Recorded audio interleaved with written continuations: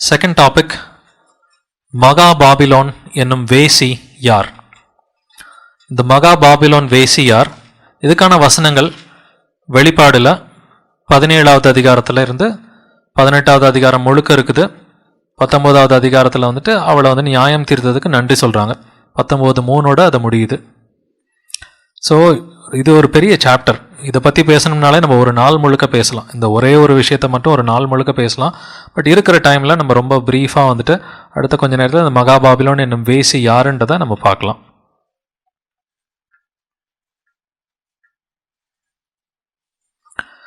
முதல்ல மகா பாபிலோன் வேசி யாருன்னு தெரியும்னா சில வசனங்கள் நம்ம படிப்போம். இந்த வேசியை பற்றின விளக்கங்கள் வெளிப்படுத்தல் 17வது அதிகாரத்தில் முதல்ல 5 வசனத்தில் இருக்குது. இந்த வசனங்களை நம்ம இப்போ படிக்கலாம். வெளிப்படுத்தின விசேஷம் 17வது அதிகாரம் முதல்ல 5 வசனம். 7 கலசங்களுடைய அந்த 7 தூதரில் ஒருவன் வந்து என்னோடே பேசி, நீ வா, திரளான தண்ணீர்கள் மேல் உட்கார்ந்திருக்கிற மகா வேசியோடே பூமியின் ராஜாக்கள் வேசித்தனம் பண்ணினார்களே, அவளுடைய வேசித்தனமாகிய மதுவால் பூமியின் குடிகளும் வெறி கொண்டிருந்தார்களே, அவளுக்கு வருகிற ஆக்கினையை உனக்கு காண்பிப்பேன் என்று சொல்லி ஆவிக்குள் என்னை வனாந்தரத்திற்கு கொண்டு போனான். அப்பொழுது 7 தலைகளையும் 10 கொம்புகளையும் உடையதும் தூஷணமான நாமங்களால் நிறைந்ததுமான சிவப்பு நிறமுள்ள மிருகத்தின் மேல் ஒரு ஸ்திரீ ஏறியிருக்க கண்டேன். அந்த ஸ்திரீ இரத்தாம்பரமும் சிவப்பான ஆடையும் தரித்து பொன்னினாலும் இரத்தனங்களினாலும் முத்துகளினாலும் சிங்காரிக்கப்பட்டு தன் வேசித்தனமாகிய அருவருப்புகளாலும் அசுத்தங்களாலும் நிறைந்த பொற்பாத்திரத்தை தன் கையிலே பிடித்திருந்தாள். மேலும் இரகசியம், மகாபாபிலோன் வேசிகளுக்கும் பூமியிலுள்ள அருவருப்புகளுக்கும் தாய் என்னும் நாமம் அவள் நெற்றியில் எழுதியிருந்தது. ஸோ ப்ரீஃபாக இந்த வேசியை பற்றின கொஞ்சம் அடையாளங்களாக ஆண்டவர் இயேசு காமிச்சிருக்கிறாரு. இந்த வேசி யாருன்னு நம்ம பார்க்குறதுக்கு முன்னாடி முதல்ல கற்புள்ள கன்னி அப்படின்றது யாருன்றதை நம்ம செக் பண்ணலாம். இந்த மகாபாபிலோன் வேசிக்கு எப்படி போன டாப்பிக்கில் நம்ம ஒரு 10 அடையாளங்கள் ஆவியானவர் கொடுத்தாரோ, இந்த டாப்பிக்லேயும் ஒரு 10 அடையாளங்கள் ஆவியானவர் கொடுத்துருக்கிறாரு. இந்த மகாபாபிலோன் வேசி யாருன்னு பார்க்கறதுக்கு முன்னாடி முதல்ல கற்புள்ள கன்னிகை மணவாட்டி அப்படின்னா நமக்கு யாருன்னு தெரியும். அது இயேசுவின் சபை. மணவாட்டி சபை இயேசுவின் சபை. அது ஆண்களாக இருந்தாலும் பெண்களாக இருந்தாலும் இயேசுவை விசுவசிக்கிற அந்த மணவாட்டி சபை இயேசுவோட சபை. இந்த கற்புள்ள கன்னி அப்படின்றதுக்கான வசனத்தை முதல்ல பார்க்கலாம். 2 கொரிந்தியர் 11:2 நான் உங்களை கற்புள்ள கன்னிகையாக கிறிஸ்து என்னும் ஒரே புருஷனுக்கு ஒப்பு கொடுக்க நியமித்தபடியால் உங்களுக்காக தேவ வைராக்கியம் கொண்டிருக்கிறேன் அப்படின்னு சொல்லி அப்போஸ்தலன் பவுல் சொல்றான். நான் உங்களை கற்புள்ள கன்னியாக அப்படின்னு யாரை பார்த்து சொல்றான்?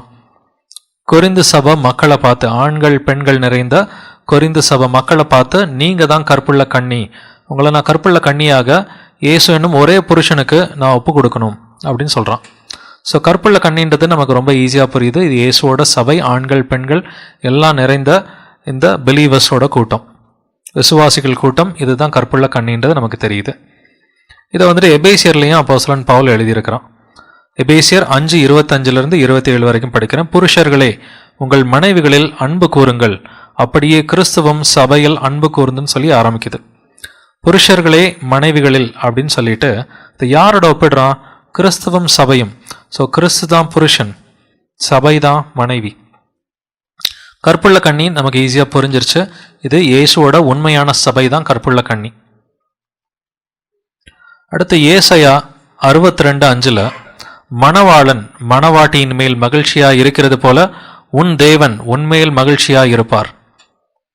மணவாளன் மணவாட்டியின் மேல் மகிழ்ச்சியா இருப்பது போல தேவன் நம்ம மேல, இயேசுவோட மணவாட்டி சபை மேல அவர் அன்பா இருப்பார்.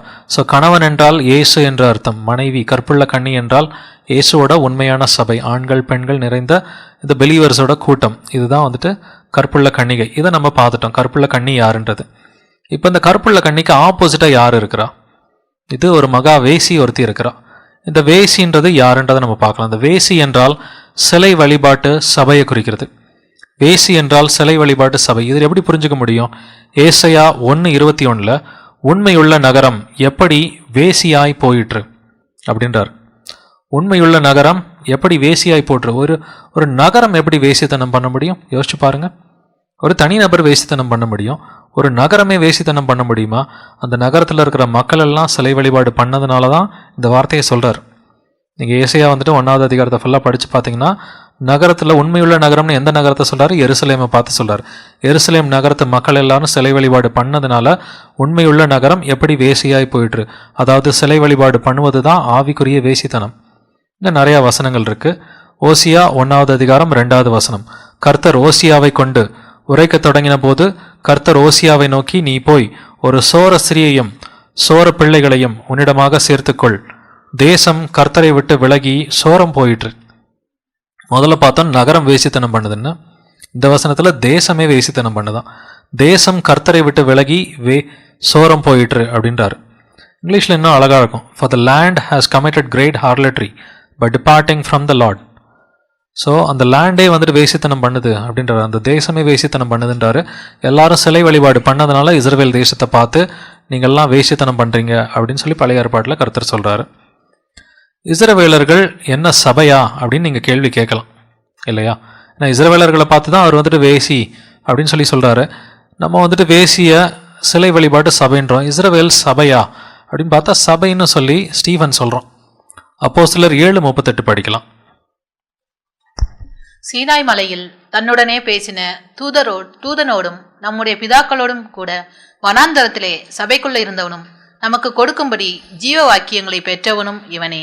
வனாந்தரத்திலே சபைக்குள் இருந்தவனும் மோசேவை பற்றி சொல்கிறாங்க. வனாந்தரத்தில் சபைக்குள்ளார இருந்தான். பழைய ஏற்பாட்டில் வனாந்தரத்தில் யார் இருந்தால் இஸ்ரவேல் மக்கள் 6 லட்சம் ஆண்கள் இருந்தாங்கன்னு சொல்லி நம்ம படிக்கிறோம். வனாந்தரத்தில் இருந்த அந்த இஸ்ரவேல் மக்களை பார்த்து சபைன்னு சொல்லப்பட்டிருக்கு. குறிப்பாக கிங் ஜேம்ஸ் பைபிளில் இதை நீங்கள் பார்த்தீங்கன்னா சர்ச்ன்ற வார்த்தை இருக்கும். Church in the wilderness. இது நீங்கள் மற்ற டிரான்ஸ்லேஷனில் பார்த்தீங்கன்னா சர்ச்ன்ற வார்த்தை இருக்காது. சர்ச் இன் த வில்டர்னஸ் அப்படின்னு சொல்லி பழைய ஏற்பாட்டில் இருந்த இஸ்ரவேல் மக்களை பார்த்து ஒரு சபை, ஒரு சர்ச் அப்படின்னு சொல்லி சொல்லப்பட்டிருக்கு. ஸோ அந்த மக்கள் வந்துட்டு சிலை வழிபாடு பண்ணப்போ பழைய ஏற்பாட்டில் கர்த்தர் என்ன சொல்கிறாரு? இவங்கெல்லாம் வந்துட்டு வேசித்தனம் பண்ணுறாங்க. ஆவிக்குரிய வேசித்தனம் சிலை வழிபாடு. புதிய ஏற்பாட்டிலையும் வந்துட்டு வசனங்கள் கொடுத்துருக்கிறாரு. பழைய ஏற்பாட்டிலையும் இருக்குது. வேசி என்றால் சிலை வழிபாட்டு சபை. இன்னும் நிறைய வசனங்கள் இருக்குது. எரேமியா 3:8, 3:9 படிக்கலாம். சீர்கெட்ட இஸ்ரவேல் என்பவள் விபச்சாரம் பண்ணின முகாந்தரங்கள் எல்லாவற்றின் நிமித்தம் நான் அவளை அனுப்பிவிட்டு அவளுடைய தள்ளுதற் சீட்டை அவளுக்கு கொடுத்த போதும் அவளுடைய சகோதரியாகிய யூதா என்கிற துரோகி பயப்படாமல் இவளும் போய் வேசித்தனம் பண்ணினாள். இதை நான் கண்டேன். பிரசித்தமான அவளுடைய வேசித்தனத்தினாலே தேசம் தீட்டுப்பட்டு போயிற்று. கல்லோடும் மரத்தோடும் விபச்சாரம் பண்ணி கொண்டிருந்தாள் என்றார். கல்லோடும் மரத்தோடும் விபச்சாரம் பண்ண முடியுங்களா? கல்லையும் மண்ணையும் வந்துட்டு சிலையா வடிச்சு அதுதான் கடவுள்னு கும்பிட்டா அதுதான் கல்லோடும் மண்ணோடும் விபச்சாரம். ஸோ கல்லோடும் மரத்தோடும் இப்படி தான் அவங்க பழைய ஏற்பாட்டில் விபச்சாரம் பண்ணாங்க. இப்படிப்பட்ட விபச்சாரம், அந்த ஸ்பிரிச்சுவல் ஹார்லட்ரி, ஸ்பிரிச்சுவல் அடல்ட்ரி, அதுக்கு பேர் தான் வந்துட்டு வேசித்தனம் அப்படின்னு சொல்லி இங்கே ஆவியானவர் குறிப்பிட்டிருக்கிறாரு. உங்களுக்கு டைம் இருந்தால் வீட்டில் போய் நீங்கள் படித்து பாருங்கள். எசேக்கியேல் 16வது அதிகாரம் முழுக்க இதை தான் சொல்லுது. எசேக்கியேல் 16, எசேக்கியேல் 23 இந்த 2 அதிகாரத்துலையும் வேசித்தனம் என்றால் அது வந்து சிலைகளை கும்பிடுறது தான் வேசித்தனம். சில வசனங்களை நம்ம படிக்கலாம். எசேக்கியேல் 16வது அதிகாரத்தில் வசனங்கள் 24 32 வரைக்கும் சில வசனங்கள் எடுத்து வச்சிருக்கிறேன், அதை படிக்கலாம். நீ உனக்கு மண்டபங்களை கட்டி உனக்கு சகல வீதிகளிலும் உயர்ந்த மேடைகளை உண்டு பண்ணினாய். சதை பெருத்த உன் அயல் தேசத்தாராகிய எகிப்திய புத்திரரோடே வேசித்தனம் பண்ணி எனக்கு கோபம் உண்டாக்கும்படி உன் வேசித்தனங்களை பெருக பண்ணினாய். நீ திருப்தி அடையாததினால் அசீரிய புத்திரரோடும் வேசித்தனம் பண்ணினாய். அவர்களோடே வேசித்தனம் பண்ணியும் நீ திருப்தி அடையவில்லை. நீ கானான் தேசத்திலே செய்த வேசித்தனத்தை கல்தேயர் மட்டும் எட்டச் செய்தாய். அதனாலும் நீ திருப்தி அடையாமல் போனாய். வெட்கம் கெட்ட வேசியின் கிரியைகள் ஆகிய இவைகளை எல்லாம் நீ செய்து விபச்சார ஸ்திரீயைப் போல இருக்கிறாய். நீ உனக்கு மண்டபங்களை கட்டி மேடைகளை உண்டு பண்ணினாய் அப்படின்றார். மண்டபங்கள்ன்றது இங்கிலீஷில் பார்த்தீங்கன்னா ஷ்ரைன், அதாவது கோவில் அப்படின்னு சொல்லி தான் வந்துட்டு வருது. ஸோ கோவில்களை கட்டி மேடைகள் மேலே அவங்க பலி கொடுத்தாங்க. இதை தான் ஆண்டவர் வந்துட்டு வேசித்தனம்னு சொல்லி சொல்கிறாரு. அது என்ன எகிப்திய புத்திரரோட வேசித்தனம் பண்ணுறது? எகிப்திய புத்திரரோட கடவுள்கள் எடுத்து இவங்க சிலைகளை கும்பிட்டாங்க. அதுக்கு பேர் தான் எகிப்திய புத்திரரோட வேசித்தனம். அடுத்து அசீரிய புத்திரரோட வேசித்தனம். அசீரியர்களோட கடவுள்களையும் இவங்க கும்பிட்டாங்க. அது அசீரியரோட வேசித்தனம். ஸோ இந்த ஆவிக்குரிய வேசித்தனம் அப்படின்றது சிலைகளை கடவுளாக வழிபடுறதான் வேசித்தனம். இன்றைக்கி சிலையை கடவுளாக வழிபடுற ஒரே சபை கிறிஸ்தவத்துக்குள்ளார பார்த்தீங்கன்னா ரோமன் கத்தோலிக்க சபை ஒன்று தான். ரோமன் கத்தோலிக்க சபையில் இவங்க சொல்லலாம் வந்து நாங்கள் அடையாளமாக வச்சுருக்கிறோன்னு இவங்க சொல்கிறாங்க. ஆனால் இந்த ஃபோட்டோவில் பார்த்தீங்கன்னா இது அடையாளமாக வச்சுருக்கிற மாதிரி தெரில. ஒரு பாப்பாவை அவர் கிஸ் பண்ணிட்டு இருக்கிறாரு இல்லையா? இந்த பாப்பா ஆண்டவர் இயேசு கிடையாது, அவர் சர்வ வல்லமை உள்ள தேவன் இல்லையா? அவரே சொல்றார், நான் ஆல்ஃபாவும் ஒமேகாவும் ஆதியும் அந்தமா இருக்கிறேன், சர்வ வல்லமை உள்ள தேவன் சொல்லி வெளிப்பாடு 1வது அதிகாரத்தில் அவர் சொல்றாரு. ஸோ இப்படி இருக்கிற சர்வ வல்லமை உள்ள தேவனை ஒரு சின்ன பாப்பா மாதிரி பவர்லெஸ் பாப்பாவாகிட்டா இதுதான் வேசித்தனம், ஆவிக்குரிய வேசித்தனம். இந்த சபை வந்துட்டு சிலை வழிபாட்டு சபை. இதுக்கு ஒரு பெஸ்ட் ப்ரூஃப் ஒன்று இருக்குது. பேந்தியன் அப்படின்ற ஒரு பழைய காலத்தில் இருந்த ஒரு சிலை வழிபாட்டு கோவில் ஒன்று இருந்துச்சு. பேந்தியன்ற ஒரு சிலை வழிபாட்டு கோவில் ரோமில் வந்துட்டு ரொம்ப காலமாக இருந்துச்சு. கிட்டத்தட்ட ஆண்டவர் இயேசு காலத்தில் அது கட்டினது.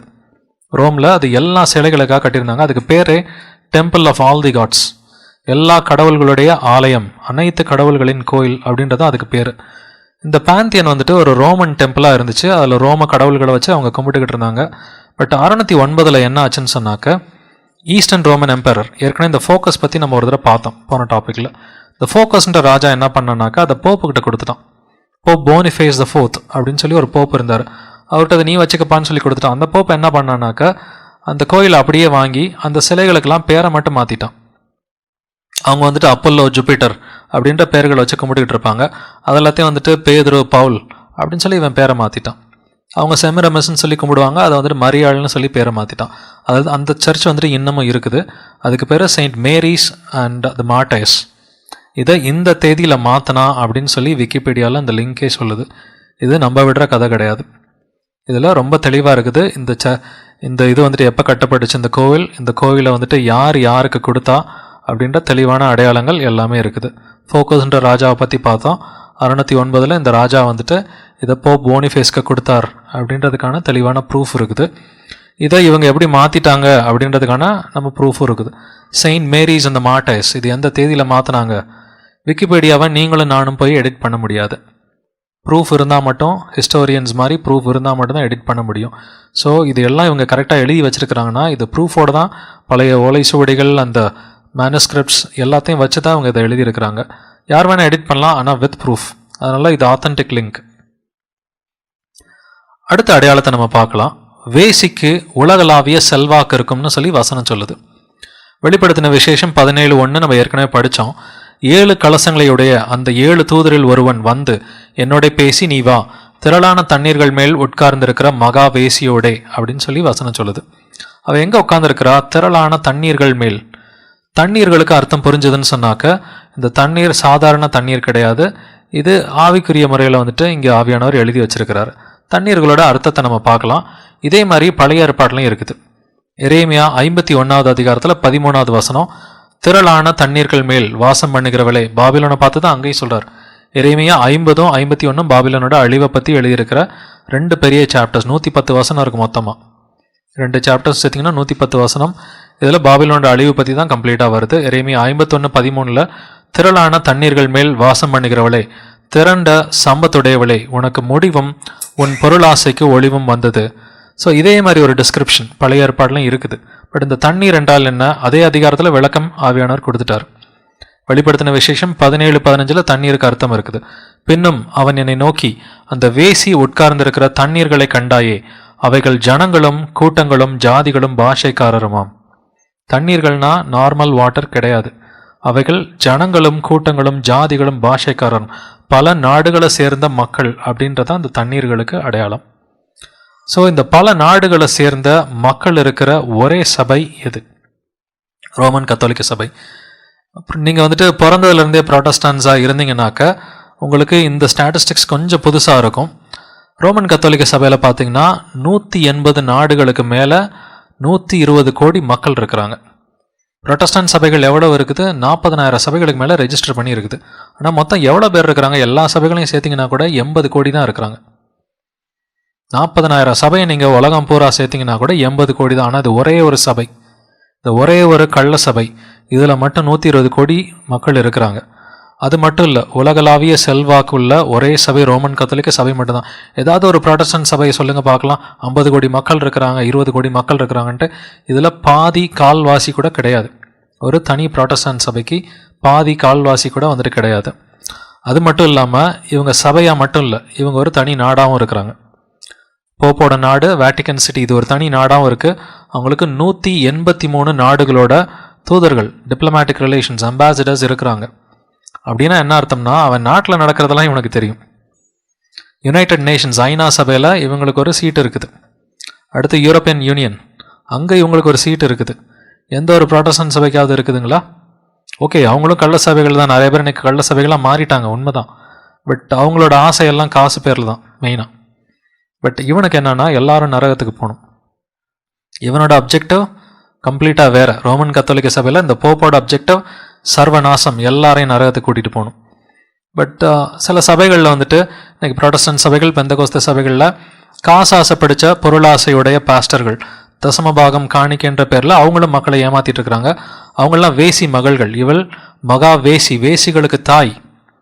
இவள் வேசிகளுக்கு தாயின்னு சொல்லி வசனத்தில் எழுதியிருக்குது. ஆனால் வேசி தாய்க்கு வேசி மகள்களும் இருப்பாங்க. இந்த வேசி மகள்களாக தான் இன்னைக்கு நிறைய ப்ராட்டஸ்டன்ட் சபைகளும் மாறிக்கிட்டு இருக்கிறாங்க. ஸோ இந்த உலகளாவிய செல்வாக்கு உள்ள ஒரே சபை, இந்த விஷயமும் வந்துட்டு ரோமன் கத்தோலிக்க சபைக்கு தான் வந்துட்டு தெளிவாக ஒத்து போகுது. அப்போ அந்த மகா வேசி யாரு? அந்த மகா வேசி ரோமன் கத்தோலிக்க சபை. அவளுக்கு இன்னொரு அடையாளம் வந்துட்டு சூப்பரான ஒரு அடையாளம் ஆவியானவர் கொடுத்துருக்கிறாரு. இரத்தாம்பரமும் சிவப்பான ஆடை அணிந்திருந்தாள் அப்படின்னு சொல்லி கொடுத்துருக்கிறாரு. அந்த ஸ்திரீ இரத்தாம்பரமும் சிவப்பான ஆடையும் தரித்திருந்தாள். இங்கிலீஷில் பார்த்தீங்கன்னா பர்பிள் அண்ட் ஸ்கார்லெட். இந்த கலர் ஆடை போடுற ஒரே சபை எதுன்னு பார்த்தீங்கன்னா ரோமன் கத்தோலிக்க சபை. ரோமன் கேத்தலிக் சபையில் வந்துட்டு நம்பர் 1 டாப்பில் வந்துட்டு போப்புன்ற ஒரு ஆள் இருக்கிறான், அந்த கிறிஸ்து போப். அவனுக்கு கீழே கார்டினல்ஸ்ன்னு சொல்லுவாங்க. அவங்களோட கலர் தான் இந்த ஸ்கார்லெட் கலர், கார்டினல்ஸ். இவங்களுக்கு அடுத்த ரேஞ்சில் வந்துட்டு பிஷப்ஸ்ன்னு சொல்லுவாங்க. இந்த பிஷப்ஸ் இவங்களோட கலர் பர்பிள். ஸோ இந்த கலர் ட்ரெஸ் இன்ன வரைக்கும் போட்டுக்கிட்டு இருக்கிற ஒரே சபை. ஸோ ஆவியானவர் எல்லாத்தையும் ரொம்ப ப்ரிசைஸாக, ரொம்ப பர்ஃபெக்டாக தான் நமக்கு கொடுப்பாரு. இந்த ஒரு அடையாளமும் ஒத்து போகிறது வந்துட்டு ரோமன் கத்தோலிக்க சபைக்கு தான். இன்னொரு அடையாளம் ஆவியானவர் கொடுத்துருக்கிறாரு. என்ன அடையாளம் அது? பொன், ரத்தினம், முத்து, சொகுசான ஒரு வாழ்க்கை, லக்ஸூரியஸ் லைஃப், சொகுசான ஒரு வாழ்க்கை வாழ்கிற சபை இந்த சபை. வெளிப்பாடு 17:4 அந்த ஸ்திரீ இரத்தாம்பரமும் சிவப்பான ஆடையும் தரித்து பொன்னினாலும் ரத்தினங்களினாலும் முத்துக்களினாலும் சிங்காரிக்கப்பட்டிருந்தாள் அப்படின்றத பார்க்குறோம். ஒரு பயங்கர உல்லாசமான ஒரு சொகுசான வாழ்க்கை வாழ்கிறா. எப்படிப்பட்ட ஒரு சொகுசான வாழ்க்கை இந்த போப்புகள் வாழ்ந்துருக்கிறாங்க அப்படின்றத பார்க்கலாம். இவங்க 1500 வருஷமாக நாடுகள்கிட்ட தசம பாகம் வாங்கினாங்க. இன்னைக்கு புரொட்டஸ்டன்ட் சபையில் இவங்க தசம பாகம் வாங்குறது கடந்த 100 வருஷமாக கூட நடக்கலை. அதுக்கு முன்னாடி 1500 வருஷமாக ராஜாக்கள்கிட்ட தசம பாகம் வாங்கி நாடுகள்கிட்ட தசம பாகம் வாங்கினது ஒரே சபை, இந்த ரோமன் கத்தோலிக்க சபை. அப்போ போப் ஒரு தலையில் ஒரு கிரீடம் போட்டிருப்பார். கிட்டத்தட்ட 1000 வருஷத்துக்கு மேலே இந்த கிரீடம் போட்டிருக்கிறார். இந்த கிரீடத்துக்கு பேர் பேப்பல் டியாரா அப்படின்னு சொல்லி சொல்லுவாங்க. இந்த பேப்பல் டியாராவில் பார்த்தீங்கன்னா 3 அடுக்கு இருக்கும். ஒரே ஒரு பேப்பல் டியாராவோட மதிப்பு பல கோடி இருக்கும். ஆனால் இது ஒன்று மட்டும் கிடையாது, நிறைய வச்சுருக்கிறாங்க அவங்க. இந்த மாதிரி இது ஒரு சின்ன சாம்பிள். இவங்க 8ஆம் நூற்றாண்டுலேருந்து ஆரம்பித்து 20ஆம் நூற்றாண்டு வரைக்கும் இந்த டியாராவை, இந்த க்ரௌனை இவங்க போட்டிருந்தாங்கன்னு சொல்லி நமக்கு ப்ரூஃப் இருக்குது. என்னென்ன டைப் ஆஃப் டியாராஸ் இவங்க வச்சுருக்கிறாங்க, எவ்வளோ டியாராஸ் இருக்குது, list of papal tiaras in existence, அதெல்லாம் அவங்களோட மியூசியமில் வச்சுருக்கிறாங்க.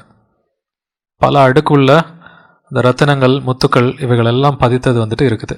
இந்த டியாராவில் இருக்கிற 3 அடுக்குக்கு அவங்க ஒரு 3 அர்த்தம் சொல்கிறாங்க. என்னன்னாக்கா, முதல் அடுக்கு father of princes and kings, மன்னர்களின் தந்தையாம்.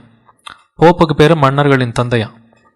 அடுத்து 2வது ரூல் ஆஃப் த வேர்ல்டு, உலகத்தின் அதிபதி. பட் ஏசப்பா சொல்றாரு உலகத்தின் அதிபதி சாத்தான்னு சொல்லி, இல்லைங்களா? யோவான் 12:31 உலகத்தின் அதிபதி வருகிறான், அவனுக்கு கொடுக்கறதுக்கு என்னிடம் ஒன்றுமில்லை அப்படின்றார். அடுத்து யோவான் 14:30 சொல்றார், யோவான் 16:11 சொல்றார் உலகத்தின் அதிபதி சாத்தான்னு சொல்லி. ஆனால் அந்த சாத்தானோட பேரை தனக்கு எடுத்து வச்சுக்கிட்டான் அவன், உலகத்தின் அதிபதின்னு சொல்லி. அடுத்து விக்கர் ஆஃப் கிரைஸ்ட், நானே கிறிஸ்து என்று அநேகர் சொல்லி என் நாமத்தை கொண்டு ஏமாத்துவாங்க உங்களை, மற்ற 24 ஏசப்பா சொல்லியிருக்கிறாரு. ஸோ இந்த நானே கிறிஸ்து, விக்கர் ஆஃப் கிரைஸ்ட் அப்படின்ற பட்டத்தையும் தனக்கு எடுத்து வச்சிருக்கிறான். இந்த பேப்பல் டியாரா இது எப்போ போப்போட தலையில் வைப்பாங்கன்னா, போப்பை முதல்ல தெரிந்தெடுத்த பிறகு அந்த காரனேஷன் அப்படின்னு ஒன்று பண்ணுவாங்க, முடிசூட்டு விழான்னு ஒன்று பண்ணுவாங்க. அந்த முடிசூட்டு விழாவில் அந்த பேப்பல் டியாராவை போப்போட தலையில் எடுத்து வைப்பாங்க அப்படின்னு சொல்லி நமக்கு விக்கிபீடியாவில் ரொம்ப தெளிவாக இன்ஃபர்மேஷன் இருக்குது. பேப்பல் டியாரா அவனோட தலையில் ரொம்ப வருஷமாக வச்சுருக்கிறாங்க அப்படின்னு சொல்லி, ரைட் ஃப்ரம் 858 ADயிலேருந்து ஆரம்பித்து 1963 வரைக்கும், இப்போ 50 வருஷம் முன்னாடி வரைக்கும் இதை பண்ணியிருக்கிறாங்க. அது இல்லாமல் போப்பு வாழ்கிற இடத்த பாருங்கள். இதுக்கு பேர் பேப்பல் பேலஸ், அப்போஸ்டலிக் பேலஸ் இல்லை பேப்பல் பேலஸ், போப்போட அரண்மனை. இந்த அரண்மனையில் தான் அவன் இருக்கிறான். இங்கே லெனோடோ டாவின்சி பண்ண அத்தனை வேலைகளும், இல்லை மைக்கேல் ஆஞ்சலோ பண்ண அத்தனை வேலைகளும், கோடிக்கணக்கான மதிப்புள்ள அந்த ஆர்ட் ஒர்க் எல்லாமே இதில் தான் வந்துட்டு பேப்பல் பேலஸில் இருக்குது. இவனுக்கு எங்கேருந்து இவ்வளோ பணம் கிடச்சிது அப்படின்றத பார்த்தீங்கன்னா, நம்பர் 1 ஓகே, தசம பாகம் வாங்கினா 1500 வருஷமாக தசம பாகம் வாங்கினா இன்றைக்கும் வாங்கிக்கிட்டு இருக்கிறான். இந்தியாவில் கிடையாது, ஜெர்மனி மாதிரி ஊர்களில் பார்த்தீங்கன்னா சம்பளத்துலேருந்தே பிடிச்சிருவாங்க. சம்பளத்துலேருந்தே பிடிச்சி நேராக கத்தோலிக்க சபைக்கு போயிடும். இது இன்னமும் நடந்துகிட்ருக்கு. ஏன்னா என்னோடய ஃப்ரெண்டு ஜெர்மனியில் இருக்கும் பொழுது இப்போ அவனோட சம்பளத்துலேருந்து பிடிச்சிட்டாங்க அப்படின்னு சொல்லி அவர் சொல்லிக்கிட்டு இருந்தார் கொஞ்ச நாளைக்கு முன்னாடி. ஆனால் இப்போ அவர் ஆண்டவர் இயேசுவை ஏற்றுக்கிட்டு அவர் உண்மையான சீஷனாக மாறிட்டார். பட் இது இன்னமும் நடந்துகிட்ருக்கு ஐரோப்பிய நாடுகளில். அவன் ஆத்மாக்களை வைத்து வியாபாரம் பண்ணுறான். அதனால தான் அவனுக்கு இவ்வளோ காசு. உள்ளதில் பெரிய வியாபாரம் பார்த்திங்கன்னா ஆத்மாக்களை வைத்து வியாபாரம் பண்ணுறதுல தான் நல்ல காசு. இது வசனத்தில் தெளிவாக இருக்குது. வெளிப்படுத்தின விசேஷம் 18வது அதிகாரத்தில் சில வசனங்கள் நம்ம படிக்கலாம். 3 வசனங்கள். வெளிப்படுத்தல் 18ல் 11லேருந்து 13 வரைக்கும் படிக்கலாம்.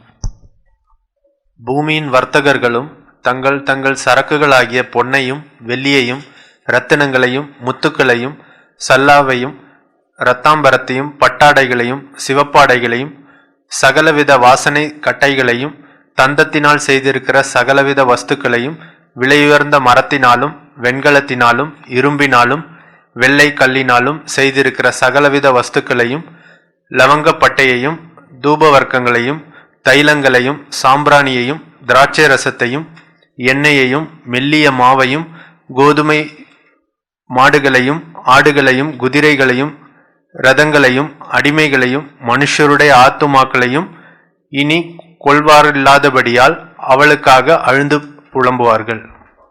அவங்களுக்கு பேர் பூமியின் வர்த்தகர்கள், அதாவது மர்ச்சன்ட்ஸ் அப்படின்னு சொல்லப்பட்டிருக்கு. பட் இவங்களோட மர்ச்சன்டைஸ் என்னன்னு பார்த்தீங்கன்னா, முக்கியமான விஷயம் மனுஷனுடைய ஆத்மா. மனுஷனோட ஆத்மாவை வச்சு தான் அவங்க வியாபாரம் பண்ணுறாங்க அப்படின்னு சொல்லி வெளிப்படுத்தல வசனம் இருக்குது. பட் இந்த ஆத்மாக்களை வச்சு யார் வியாபாரம் பண்ணுவா?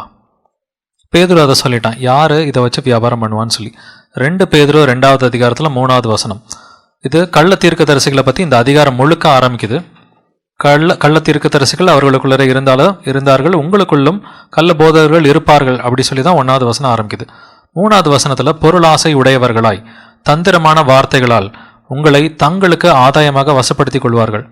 உங்களோட பணத்தை அவங்க வசப்படுத்துவாங்கன்னு சொல்ல, உங்களை தங்களுக்கு ஆதாயமாக வசப்படுத்தி கொள்வார்கள். பூர்வ காலம் முதல் அவர்களுக்கு விதிக்கப்பட்ட ஆக்கினை அயர்ந்திராது, அவர்களுடைய அழிவு உறங்காது. கிங் ஜேம்ஸ் பைபிளில் பார்த்தீங்கன்னா they will make merchandise of you அப்படின்னு சொல்லியிருக்கு.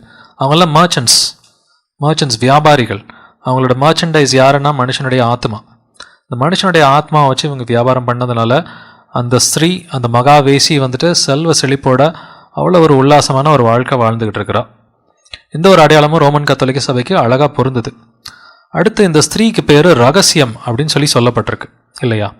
வெளிப்படுத்தல் 17:5 இவளோட பேர் வந்துட்டு ரகசியம்னு சொல்லியிருக்குது. மேலும் ரகசியம் மகா பாபிலோன் வேசிகளுக்கும் பூமியிலுள்ள அருவருப்புகளுக்கும் தாய் என்னும் நாமம் அவள் நெற்றியில் எழுதியிருந்தது. ரகசியம்னா மிஸ்ட்ரி அப்படின்னு சொல்லி அர்த்தம் இல்லைங்களா? கத்தோலிக்க சபையே சொல்லுது நாங்கள் ஒரு ரகசியம் அப்படின்னு சொல்லி அவங்களே அவங்களோட வெப்சைட்ல எழுதி வச்சிருக்கிறாங்க. கத்தோலிக்க சபை தன்னை ரகசியம் என்றே அழைக்கிறது. இது எங்கே இருக்குது அப்படின்னு பார்த்தீங்கன்னா, இந்த வேட்டிக்கன் வெப்சைட்டில் வந்துட்டு கத்தோலிக்க சபை என்பதன் ரகசியம் அப்படின்ற பேரில் ஒரு டைட்டிலே அவங்க எழுதி வச்சிருக்கிறாங்க. The mystery of the church. இது வேட்டிக்கன் வெப்சைட், vatican.va. இதில் வந்துட்டு நான் தான் அந்த ரகசியம் அப்படின்னு சொல்லி கத்தோலிக்க சபையில் தெளிவாகவே வந்துட்டு சொல்கிறாங்க. ஆனால் இது என்ன ரகசியம்னா அக்கிரமத்தின் ரகசியம்னு சொல்லி அப்போஸ்தலன் பவுலை வச்சு ஆவியானவர் எழுதிட்டார். இதுக்கு பேர் அக்கிரமத்தின் ரகசியம். 2 தெசலோனிக்கேயர் 2வது அதிகாரம் 7வது வசனம். அக்கிரமத்தின் ரகசியம் இப்பொழுதே கிரியை செய்கிறது, ஆனாலும் தடை செய்கிறவன் நடுவில் இருந்து நீக்கப்படும் முன்னே அது வெளிப்படாது. இந்த அக்கிரமத்தின் ரகசியத்தை தான் அவளோட நெற்றியில் வந்துட்டு என்னமா எழுதிருந்துச்சு, ரகசியம் அப்படின்ற நாமம் அவளோட நெற்றியில் எழுதிருந்துச்சு. இதை வந்து தானே ஒத்துக்கிற ஆள் யாருன்னு சொன்னாக்க கத்தோலிக்க சபை. அவங்க நாங்கள் தான் மிஸ்ட்ரி ஆஃப் த சர்ச் அப்படின்றத ஒத்துக்கிறாங்க. பைபிளில் என்ன சொல்லியிருக்கு, எதுவுமே உனக்கு மிஸ்ட்ரி இல்லைப்பா, நீ இயேசுவோட உண்மையான சீஷனாக இருந்தால் உனக்கு மறைபொருள் என்பதே கிடையாது அப்படின்னு சொல்லியிருக்குது. நமக்கு எல்லா மறைபொருள்களையும் வந்துட்டு பரலோகத்தின் தேவன் வெளிப்படுத்துவார் அப்படின்ற வசனங்கள் இருக்குது. ஆனால் இவங்க அப்படியெல்லாம் கிடையாது, இது வந்துட்டு ஒரு மறைபொருள். நீங்கள் ஒரு எக்ஸ் கேத்தலிக்காக இருந்தால் உங்களுக்கு தெரியும், நீங்கள் ரோசரி சொல்லியிருப்பீங்க. அந்த ரோசரியில் வந்துட்டு மிஸ்ட்ரி அப்படின்ற வார்த்தை இருக்குதா இல்லையா? எங்கே பார்த்தாலும் இருக்கும். மகிமை தேவ ரகசியம், துக்க தேவ ரகசியம், இந்த மாதிரி நிறையா தேவ ரகசியம், மிஸ்ட்ரின்ற வார்த்தை தான் வந்துட்டு ரோசரியில் வந்துட்டு இருக்கும். நாங்கள் ஆயிரக்கணக்கில் சொல்லியிருக்கிறோம். பீயிங் அன் எக்ஸ் கேத்தலிக் நாங்களும் நிறையா சொல்லியிருக்கிறோம். பட் ரோமன் கத்தோலிக்க சபையில் தான் அந்த ரகசியன்ற வார்த்தை வந்துட்டு அதிகமாக இவங்க யூஸ் பண்ணுவாங்க. ஸோ இந்த ஒரு அடையாளமும் ஆவியானவர் தெளிவாக காமிச்சிட்டாரு. இது ரோமன் கத்தோலிக்க சபைக்கு தான் வந்துட்டு பொருந்தது. அடுத்த அடையாளத்தை பார்க்கலாம். 7வது அடையாளம், வேசிகளுக்கும் பூமியில் உள்ள அருவருப்புகளுக்கும் தாய், மதர். தாய் என்ற ஒரு பட்டம் இவளுக்கு இருக்குது. வெளிப்படுத்தல் 17:5 மேலும் ரகசியம் மகா பாபிலோன், வேசிகளுக்கும் பூமியில் உள்ள அருவருப்புகளுக்கும் தாய் என்னும் நாமம் அவள் நெற்றியில் எழுதியிருக்கிறது. இன்னைக்கு எந்த ஒரு புராட்டஸ்டன்ட் சபையாவது தன்னை பார்த்து தாய் சபைன்னு சொல்றாங்களா? கிடையாது. பட் ரோமன் கத்தோலிக்க சபை என்ன சொல்றாங்க? கத்தோலிக்க சபை தன்னை சபைகளுக்கு தாய் என்றே அழைக்கிறது. இதுக்கு பேர் லாட்டின்ல வந்துட்டு மாதர் எக்லீசியா. இந்த வார்த்தையை எடுத்து அப்படியே நீங்கள் கூகுள் டிரான்ஸ்லேட்டில் போட்டிங்கன்னா மதர் சர்ச்ன்ற வார்த்தை இங்கிலீஷில் வரும். லாட்டின் டு இங்கிலீஷ் போட்டு பார்த்தீங்கன்னா இந்த மாதர் எக்லீசியா. இதையுமே வந்துட்டு வேட்டிகன் வெப்சைட்லேயே அவங்களே கொடுத்துருக்குறாங்க. எப்போதும் சாத்தான் ஒரு முட்டாள். சாத்தான் வந்து தன்னைத்தானே காட்டி கொடுத்துக்குவான். அவன் எவ்வளவுதான் தந்திரமாக பிஹேவ் பண்ணாலும் இயேசுவோட பிள்ளைகள் அதை கண்டுபிடிச்சிருவாங்க. இந்த வார்த்தையை பாருங்கள், மாதர் எக்லீசியா, மதர் சர்ச் அப்படின்னு சொல்லி அவனே போட்டிருக்கிறான். தி மதர்ஹுட் ஆஃப் த சர்ச். இயேசுவோட சபைக்கு பேர் என்னது? கற்புள்ள கன்னி. ஆனால் இவள் வந்துட்டு கன்னி கிடையாது. இவன் நான் தாயின்னு சொல்லிக்கிறான். கணவனை அறியாமல் எப்படி தாயாக முடியும்? உண்மை கணவனாகி இயேசுவை அறியணும் இல்லையா? உண்மை கணவனாகி இயேசுவை அறியாமலே நான் ஒரு தாயின்னு சொல்லி தன்னைத்தானே சொல்லிக்கிட்டு இருக்கிறா. அதனால தான் வெட்கங்கெட்ட வேசின்னு சொல்லி வசனத்தில் எழுதியிருக்குது. இந்த மாதர் எக்லீசியா அப்படின்ற வார்த்தையை இந்த ஃபோட்டோஸில் கொஞ்சம் பார்த்தீங்கன்னா தெரியும். இந்த மதர் சர்ச் அப்படின்றது இந்த ஃபோட்டோஸில் சில ரோமன் கத்தோலிக்க சர்ச்சஸ்க்கு வெளியில் அவங்க எழுதி வச்சுருக்கிறாங்க. இதெல்லாம் ரோமன் கேத்தலிக் சர்ச்சோட ஃபோட்டோகிராஃப்ஸ். மதர் சர்ச் இந்த ஒரு அடையாளமும் ரோமன் கத்தோலிக்க சபைக்கு ரொம்ப அழகாக பொருந்தது. 8வது அடையாளம், கோடிக்கணக்கான பரிசுத்தவான்களை வந்துட்டு இந்த வேசி கொலை செஞ்சு அவங்களோட இரத்தத்தால் வெறி கொண்டிருக்கிறாள் அப்படின்றத பார்க்குறோம். வெளிப்படுத்தல் 17:6 அந்த ஸ்திரீ பரிசுத்தவான்களின் இரத்தத்தினாலும் இயேசுவனுடைய சாட்சிகளின் இரத்தத்தினாலும் வெறி கொண்டிருக்கிறதை கண்டேன். அவளை கண்டு நான் மிகவும் ஆச்சரியப்பட்டேன் அப்படின்னு சொல்லி யோவான் சொல்கிறான். 18:24 தீர்க்கதரிசிகளுடைய இரத்தமும் பரிசுத்தவான்களுடைய இரத்தமும் பூமியில் கொல்லப்பட்ட அனைவருடைய இரத்தமும் அவளிடத்தில் காணப்பட்டது என்று விளம்பினான். வெளிப்படுத்தல் 19:20 தன் வேசித்தனத்தினால் பூமியை கெடுத்த மகா வேசிக்கு அவர் நியாய தீர்ப்பு கொடுத்து தம்முடைய ஊழியக்காரரின் இரத்தத்திற்காக அவளிடத்தில் பழி வாங்கினாரே என்றார்கள். ஸோ இவ்வளவு பேரோட ரத்தத்தை வந்துட்டு அவள் கொலை பண்ணியிருக்கிறா. தீர்க்கதரிசிகளோட ரத்தம், பரிசுத்தவான்களுடைய ரத்தம், பூமியில் கொல்லப்பட்ட அனைவருடைய ரத்தம், இவ்வளவு ரத்தத்தால் அவள் வெறி கொண்டிருக்கிறா அப்படின்றத வந்துட்டு நம்ம பார்க்குறோம். ஏற்கனவே நம்ம இந்த விஷயத்தை போன டாப்பிக்கில் டிஸ்கஸ் பண்ணோம். ரோமன் கத்தோலிக்க சபை ஒடுக்குமுறை விசாரணைகள், அதாவது ரோமன் கேத்தலிக் இன்குவிசிஷன் சொல்லுவாங்க. இந்த ரோமன் கேத்தலிக் இன்குவிசிஷனில் வந்துட்டு கோடிக்கணக்கான உண்மை கிறிஸ்தவர்களை மட்டுமல்லாமல் இன்னும் ஒரு பெரிய நம்பர், இன்னமும் கோடிக்கணக்கான நான் பைபிள் பிலீவிங் கிறிஸ்டின்ஸ், அதாவது ரோமன் கத்தோலிக்கர்களையே ரோமன் கத்தோலிக்க சபை கொலை பண்ணியிருக்குது. ஈவன் வந்துட்டு மற்ற மத ஆட்களையும் வந்துட்டு ரோமன் கத்தோலிக்க சபை கொலை பண்ணியிருக்குது. பட் குறிப்பாக யாருன்னு பார்த்தீங்கன்னா, யாரெல்லாம் பைபிளை வந்துட்டு மொழிபெயர்த்தாங்களோ, ஆரம்பத்தில் பைபிள் லாட்டினில் மட்டும்தான் இருந்துச்சு. உண்மையான மொழி கிரீக் அண்ட் ஹீப்ரு. பழைய ஏற்பாடு ஹீப்ரூவில் எழுதப்பட்டது, புதிய ஏற்பாடு கிரீக்கில் எழுதப்பட்டது. பட் இது ஆரம்ப காலத்திலே 400வது வருஷத்துலேயே ரோமன் கத்தோலிக்க சபை லாட்டினில் வந்துட்டு லத்தீனில் மொழிபெயர்த்துட்டாங்க. அப்போ லத்தீனில் மட்டும்தான் பைபிள் வச்சுருக்கணும். பைபிளை யாராவது இங்கிலீஷில் எழுதினாலோ டிரான்ஸ்லேட் பண்ணாலோ தமிழ்லையோ இல்லை ஹிந்திலேயோ கன்னடாவிலேயோ எந்த ஒரு வெர்னாக்குலர் லாங்குவேஜ்னு சொல்லுவாங்க, எந்த ஒரு லோக்கல் லாங்குவேஜில் டிரான்ஸ்லேட் பண்ணால் இமீடியட்டாக அவங்கள கொலை பண்ணி அந்த பைபிளை எரிச்சிருவாங்க. பைபிளை எரிச்சிட்டு அந்த வச்சுருந்த ஆளையும் கொலை பண்ணிடுவாங்க. இது ரோமன் கத்தோலிக்க சபை இந்த வேலையை தான் ரொம்ப காலமாக, கிட்டத்தட்ட வந்து 100கணக்கான வருஷமாக இந்த வேலையை பார்த்துட்ருக்கு. இது போப் ஜான் பாலே இதுக்காக மன்னிப்பு கேட்டிருக்கிறார். போப் ஜான் பால், ஆமாப்பா நாங்கள் இத்தனை வருஷமாக இவ்வளோ பேரை கொலை பண்ணோம், எங்களை மன்னிச்சிருங்க அப்படின்னு சொல்லி அவர் மன்னிப்பு கோரிக்கைலாம் கேட்டிருக்கிறார். அதுக்கான நமக்கு ப்ரூஃப் எல்லாம் இருக்குது. போப் ஃப்ரான்சிஸ் மன்னிப்பு கேட்டிருக்கிறார். அடுத்து இந்த இன்குவிசிஷன் பற்றி, பர்த்தலோமியூஸ் டே மேசக்கர் பற்றியெல்லாம் நீங்கள் படித்து பார்த்தீங்கன்னா ரொம்ப கொடூரமாக இருக்கும். உண்மையான கிறிஸ்தவனாக இருந்தால் அழுக வராமலே இருக்காது. அந்தளவுக்கு அவ்வளோ கொடூரமான முறைகளில் வந்துட்டு அவங்க கொலை பண்ணியிருக்கிறாங்க. அது இந்த டார்ச்சர் மியூசியம்ஸ் பற்றி நம்ம ஏற்கனவே பேசியிருக்கிறோம். யூரோப்பில் இருக்கிற டார்ச்சர் மியூசியமில் அவங்க என்னென்ன டைப் ஆஃப் இன்ஸ்ட்ருமெண்ட்ஸ் யூஸ் பண்ணாங்க, அந்த கருவிகள் யூஸ் பண்ணாங்கன்னு பார்த்தா ரொம்ப கொடூரமான கருவிகளை யூஸ் பண்ணி ஒவ்வொரு ஆளையும் வந்துட்டு கொலை பண்ணியிருக்கிறாங்க. இந்த சித்திரவதை அருங்காட்சியகம், டார்ச்சர் மியூசியம்ஸ் ஏற்கனவே பேசியிருக்கோம். ஒன்று ஆம்ஸ்டர்டாமில் இருக்குது, ஒன்று கார்கோசோனில் இருக்குது. அதோட ஆத்தென்டிக் அந்த வெப்சைட்ஸ் எல்லாமே இருக்குது நமக்கு. இவங்க இப்படி தான் கொலை பண்ணாங்க. டார்ச்சர் சேர் இதில் வச்சு ரத்தம் ஒழுக ஒரு ஆளை உட்கார வச்சுட்டு கட்டிட்டு போயிடுவாங்க. அவர் எத்தனை நாளில் சாகுறாரோ, 1 நாள் 2 நாள் எடுக்கலாம். அவர் தன்னால தானாக வந்துட்டு இறந்து போயிடுவார். இப்படி அநேக விதமான அந்த டார்ச்சர் கருவிகளை, அவங்க சித்திரவதை கருவிகளை பயன்படுத்தி தான் வந்துட்டு உண்மை கிறிஸ்தவர்கள், இறந்து போனவங்கள்லாம் வந்துட்டு சாதாரண ஆட்கள் கிடையாது, இயேசுவோட செல்ல பிள்ளைகள் இல்லையா. உண்மை கிறிஸ்தவர்களை இப்படி தான் வந்துட்டு கொலை பண்ணியிருக்காங்க. மண்டையை உடைச்சு அவங்கள ரெண்டாக வந்துட்டு அறுத்து, இல்லை கையை வெட்டி, காலை வெட்டி, நாக்கை வெட்டி, கழுத்தை வெட்டி, இப்படி தான் அவங்கள வந்துட்டு கொலை பண்ணியிருக்கிறான். பட் ஆவியானவர் இன்னும் நிறைய அடையாளங்கள் கொடுத்துருக்கிறார். பரிசுத்தவான்களை கொலை பண்ணது மட்டும் இல்லாமல் 7 மலைகளில் அவ இருப்பா அப்படின்ற அடையாளத்தையும் கொடுத்துருக்கிறார். வெளிப்படுத்தின விசேஷம் 17:9 ஞானமுள்ள மனம் இதிலே விளங்கும், அந்த 7 தலைகளும் அந்த ஸ்திரீ உட்கார்ந்திருக்கிற 7 மலைகளாம். அந்த ஸ்திரீ உட்கார்ந்திருக்கிற 7 மலைகள், அதாவது 7 மவுண்டன்ஸ் இல்லை 7 ஹில்ஸ் அப்படின்னு சொல்லலாம். ஒரு ஜென்ரல் நாலேஜ் கொஸ்டினாகவே நம்ம சின்ன பிள்ளைங்களை கூப்பிட்டு எதுப்பா சிட்டி ஆஃப் 7 ஹில்ஸ்ன்னு கேட்டால் ரோம்னு எல்லாருமே ஈஸியாக சொல்லிடுவாங்க.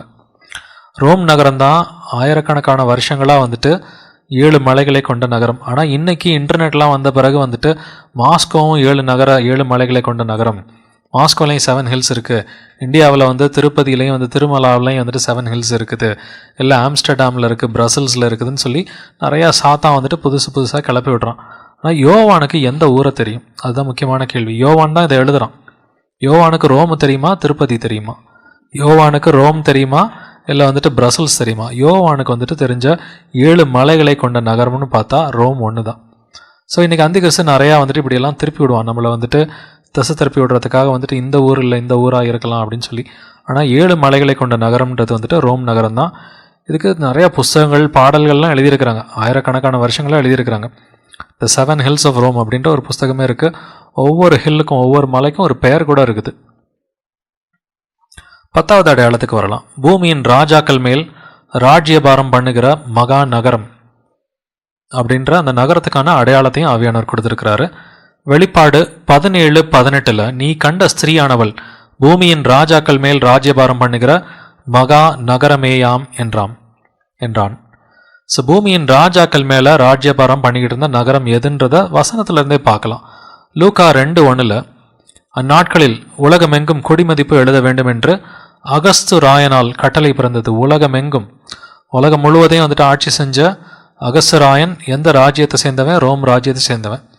அந்த ரோம் ராஜ்யத்தோட தலைநகரம் வந்துட்டு அந்த மகாநகரம் எது? மகாநகரம்ன்றது வெளிப்படுத்தின விசேஷத்தில் எருசலேம் கிடையாது. மகாநகரம்னு சொன்னாலே அது ரோமை குறிக்கிறது தான். நம்ம இன்னொரு டாப்பிக்கில் பார்ப்போம். பைபிளில் வெளிப்படுத்தின விசேஷத்தில் 9 இடங்களில் ரோமை பார்த்து மகாநகரம்னு சொல்லி ஆவியானவர் குறிப்பிட்டிருக்கிறார். ஸோ இந்த ஒரு அடையாளமும் வந்துட்டு ரோமன் கத்தோலிக்க சபைக்கு, ரோமுக்கு தான் வந்துட்டு பொருந்தது. யோவான் வெளிப்படுத்தல் எழுதிய பொழுது பூமியின் ராஜாக்களை ஆண்ட பெரிய நகரம் எது? அது ரோம் தான். வெளிப்படுத்தல் புஸ்தகம் எழுதினப்ப என்ன நடந்துச்சு? நம்ம இன்னைக்கு இருக்கிற நிலைமையை பார்க்கக்கூடாது. வெளிப்படுத்தல் புஸ்தகம் எழுதினப்ப யோவானுக்கு அவர் என்ன புரிஞ்சு எழுதியிருப்பாரு அப்படின்றத அந்த காலகட்டத்தில் நம்ம வந்துட்டு புரிஞ்சுக்கணும். இந்த 10 அடையாளங்கள் நம்ம பார்க்கும்பொழுது நமக்கு என்ன தெரியுது? ரோமன் கத்தோலிக்க சபை தான் மகா பாபிலோன் வேசி அப்படின்றது தெளிவாக தெரியுது. இது வேசி சபையாக இருக்கிறதுனால ஏசப்பா எவ்வளோ அன்புள்ளவர்ன்றதை பாருங்களேன்.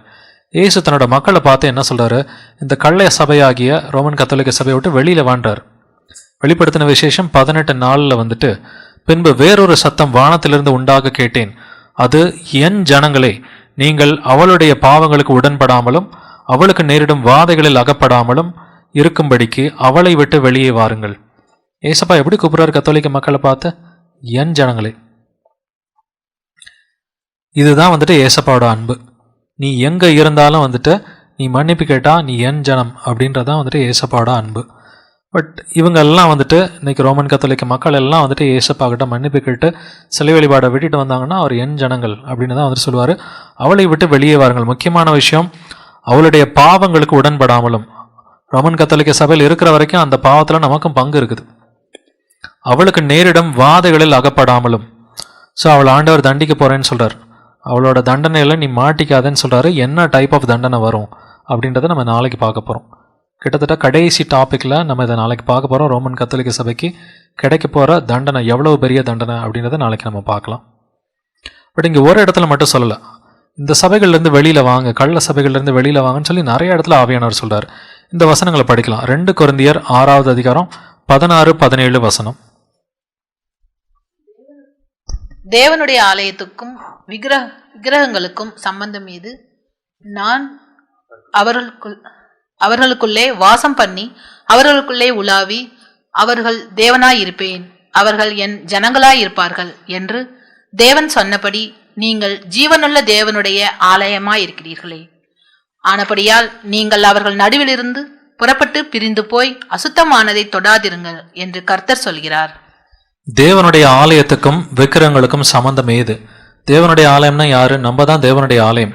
1 கொரிந்தியர் 3:16 படி நீங்கள் தான் வந்துட்டு பரிசுத்தாவினர் வாழும் ஆலயமாக இருக்கிறீர்கள். நம்மளோட உடல் தான் வந்து தேவனுடைய ஆலயமாக இருக்குது. இந்த தேவனுடைய ஆலயம்ன்றது ஒரு ட்ரூ பிலீவர், உண்மையான இயேசுவோட ஒரு விசுவாசி. இந்த உண்மையான விசுவாசிக்கும் கத்தோலிக்க சபைக்கும் என்ன சம்பந்தம்? விக்கிரகங்கள் இருக்கிற அந்த கத்தோலிக்க சபைக்கும் என்ன சம்பந்தம்? சம்பந்தம் இல்லாததுனால என்ன சொல்றாரு? நீங்கள் அவர்கள் நடுவிலிருந்து புறப்பட்டு பிரிந்து போய் அசுத்தமானதை தொடாதிருங்கள். ரோமன் கத்தோலிக்க சபையை விட்டு வெளியில வா, கள்ள சபைகளை விட்டு வெளியில வாங்கன்னு சொல்லி ஆவியானவர் நிறைய இடங்கள்ல சொல்லியிருக்கிறாரு. பழைய ஏற்பாட்டில் கூட பாபிலோனை விட்டு வெளியில வாங்கன்னு சொல்லியிருக்கிறார். நம்ம இப்போ பாபிலோனோட அழிவை பற்றி தான் நம்ம பார்த்துட்டு இருக்கிறோம். மகா பாபிலோன் வேசியை பற்றி பார்க்குறோம். பழைய ஏற்பாட்டில் எரேமியா 50:51 அங்கேயும் பாபிலோனோட அழிவை பற்றி ஆவியானவர் சொல்லியிருக்கிறாரு. எரேமியா 51:45 என் ஜனங்களே, நீங்கள் அதன் நடுவிலிருந்து புறப்படுங்கள், கர்த்தருடைய கோபத்தின் உக்கிரத்துக்கு தப்பும்படி அவனவன் தன் ஆத்மாவை ரட்சித்துக் கொள்ள கடவன். அங்கேயும் சொல்லிட்டாரு என் ஜனங்களேன்ற வார்த்தை தான், அதே வார்த்தை. நீங்கள் அதன் நடுவிலிருந்து புறப்படுங்கள், பாபிலோனோட நடுவிலிருந்து புறப்படுங்கள்ன்றார். அடுத்து எரேமியா 51:6 நீங்கள் பாபிலோனின் அக்கிரமத்தில் சங்காரம் ஆகாதபடிக்கு அது நடுவிலிருந்து ஓடி அவரவர் தங்கள் ஆத்மாவை தப்புவியுங்கள் அப்படின்ட்டார். பாபிலோனோட அழிவுல மாட்டிக்காதீங்க, கிளம்பிருங்க வெளியில அப்படின்றாரு. ஏன்னா அந்த பாபிலோனே ஆண்டவர் வந்து தோக்கடிச்சாரு, தண்டிச்சாரு. இந்த மகா பாபிலோன் ரோமன் கத்தோலிக்க சபையும் அவரு நிர்மூலமாக்கி அவர் வந்து தண்டிக்க போறாரு. எரேமியா 50:8 பாபிலோனின் நடுவில் இருந்து ஓடி கல்தேயரின் தேசத்தை விட்டு புறப்பட்டு மந்தையின் முன் நடக்கும் கடாக்களை போல இருங்கள், பாபிலோனின் நடுவிலிருந்து ஓடுங்கள் அப்படின்னு சொல்லி அவர் ரொம்ப தெளிவாக எச்சரிக்கைகள் வந்துட்டு பழைய ஏற்பாட்டிலையும் கொடுத்துருக்கிறாரு, வெளிப்படுத்தல் விசேஷத்துலையும் கொடுத்துருக்கிறாரு. பட் இந்த மகா பாபிலோன் வேசி ரோமன் கத்தோலிக்க சபைன்னு மட்டும் நினைக்காதீங்க. ரோமன் கத்தோலிக்க சபை இது ஒரு சிஸ்டம். இதுக்குள்ளார இப்போ புரொட்டஸ்டான்ட் சபைகள், பெந்தகோஸ்தே சபைகளும் வந்து சேர்ந்துக்கிட்டு இருக்கிறாங்க. அவ வேசிகளுக்கு தாய், பூமியில் உள்ள எல்லா அருவறுப்புகளுக்கும் வேசிகளுக்கும் தாய். அந்த வேசிக்கு வேசி மகள்களும் இருக்கிறாங்க. இன்னைக்கு வேசி மகள்கள்லாம் எப்படி இணைகிறாங்க? எக்யூமெனிசம் அப்படின்ற பேரில், கிறிஸ்தவ ஒருங்கிணைப்பு இல்லை ஒன்றிப்பு அப்படின்ற பேரில் இன்னைக்கு ரோமன் கத்தோலிக்க சபையோட இணைகிறாங்க. வேசியோட இணையும் பொழுது என்ன ஆகும்? இவங்களும் வேசித்தனம் பண்ணுறாங்க, ஆவிக்குரிய வேசித்தனம் இவங்களும் பண்ணுறாங்க. ஸோ இந்த புரொட்டஸ்டன்ட் சபைகள் யாரெல்லாம் ரோமன் கத்தோலிக்க சபையோட கையெழுத்து போட்டிருக்கிறாங்க அப்படின்ற அந்த லிஸ்ட்டை வந்துட்டு நம்ம பின்னாடி இன்னொரு டாப்பிக்கில் பார்க்க போகிறோம். எக்யூமெனிசம், கிறிஸ்தவ ஒருங்கிணைப்பு அப்படின்ற ஒரு டாப்பிக்கில் எந்தெந்த சபைகள்லாம் இன்றைக்கி கையெழுத்து போட்டு சேர்ந்துருக்கிறாங்க, நீங்கள் எந்த சபைகளையும் இன்றைக்கி நம்ப முடியாது. அப்படிப்பட்ட ஒரு நிலைமை தான் இன்றைக்கி நீடிச்சுக்கிட்டு இருக்குது. 2 கொரிந்தியர் 6:16 ஏற்கனவே நம்ம இந்த வசனத்தை நம்ம படித்து பார்த்துட்டோம். தேவனுடைய ஆலயத்துக்கும் விக்கிரகங்களுக்கும் சம்பந்தம் ஏது? அதனால் நீங்கள் அவங்களோட நடுவில் இருந்து வெளியில் புறப்பட்டு பிரிந்து போங்க, அசுத்தத்தை தொடாதீங்கன்னு சொல்லி ஏசப்பா நமக்கு வார்னிங் கொடுத்துருக்கிறார். அதனால தான் நம்ம இன்றைக்கி வீட்டு சபையாக இருக்கிறோம் இல்லைங்களா? நம்ம வீட்டு சபையாக இருக்கிறதுக்கு முக்கியமான காரணம் வந்துட்டு இன்றைக்கி கட்டிட சபைகள் எல்லாம் வந்துட்டு கிட்டத்தட்ட 90% மேலே ரோமன் கத்தோலிக்க சபையோடு போய் சேர்ந்துட்டாங்க. அப்படி பாக்கி இருக்கிற மீதி சபைகளும் வந்துட்டு கள்ளத்தனமான போதகங்கள் தான் போதிக்கிறாங்க. தசம பாகம் கொடுக்கணும், காணிக்க கொடுக்கணும், ஒரு பாஸ்டர் தான் வந்துட்டு எல்லாத்துக்கு மேலே பெரிய ஆள் அப்படின்ற மாதிரி நிறைய கள்ளத்தனமான போதனைகள். இதில் முக்கால்வாசி போதனைகள் வந்தது பார்த்திங்கன்னா அதனுடைய ரூட் ஆணி வேறு எங்கே இருக்குதுன்னு சொன்னால் ரோமன் கத்தோலிக்க சபையில் தான் இருக்குது. ஏன்னா இந்த சபை தான் மகா பாபிலோன் வேசி.